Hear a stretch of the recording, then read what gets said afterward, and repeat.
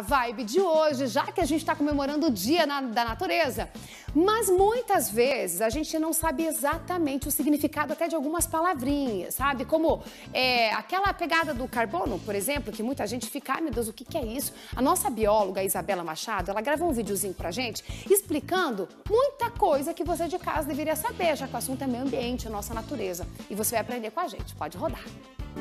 Na área de meio ambiente e sustentabilidade, cada vez mais alguns termos específicos da área têm feito parte do nosso dia a dia, no cotidiano, até no nosso vocabulário. Mas você sabe exatamente o que eles significam?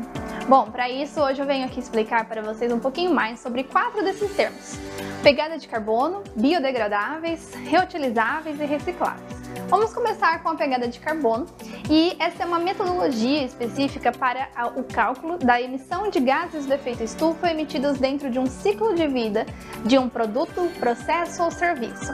O que isso significa? Os gases do efeito estufa são vários gases, os mais comuns são CO2 e metano, que são emitidos em algumas atividades humanas, por exemplo, no desmatamento, no transporte, no plantio de alimentos, geração de energia, entre vários outros. No nosso dia a dia mesmo, nós continuamente emitimos esses gases. Alguns são evitáveis, podem ser substituídos por outras atividades, né? Como por exemplo ir de carro, pode ser trocado por ir a pé, de bicicleta.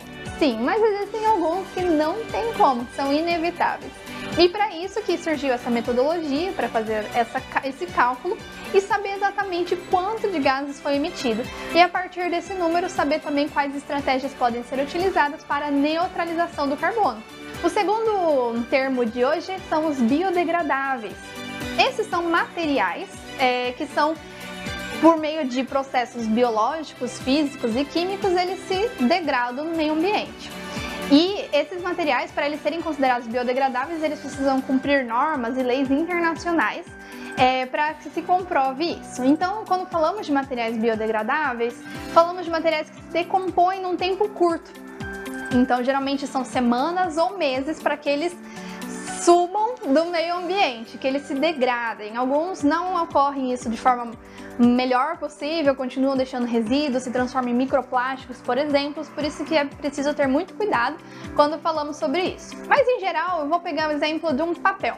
O papel é um produto biodegradável. Se você colocar ele num vaso, por exemplo, da sua casa, picotar bem picotadinho e deixar ele plantado ali, depois se você for analisar depois de umas semanas ou meses, ele vai ter sumido daquele ambiente. Então essa é a ideia dos materiais biodegradáveis.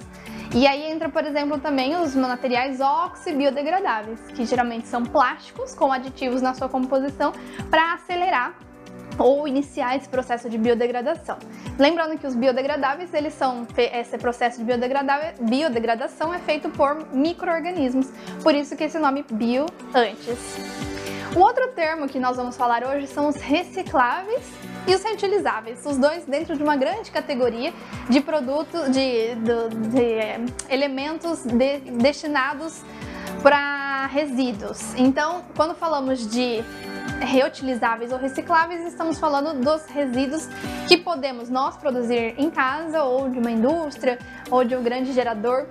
São esses resíduos. Bom, nós devemos olhar para esses resíduos com um olhar diferenciado, não com um olhar de descarte, mas de encaminhamento.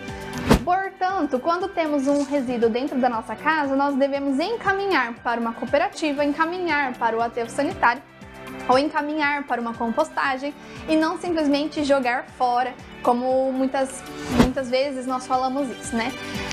Quando pensamos nesse processo de encaminhamento de um material, nós devemos lembrar que, por exemplo, os materiais recicláveis, que são papel, plástico, vidro, metal, alumínio, eles podem e devem ser incorporados numa cadeia produtiva novamente.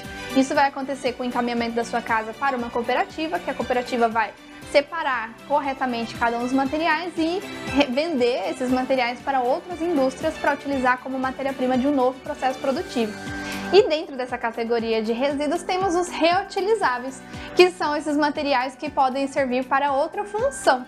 Não estamos falando de transformar a matéria-prima desse material, mas sim utilizar o material pronto para uma outra função, por isso que é reutilizar. Utilizar novamente em algum outro cômodo da casa, por exemplo, o que antes poderia ou iria para um aterro. Olha, já tô aproveitando.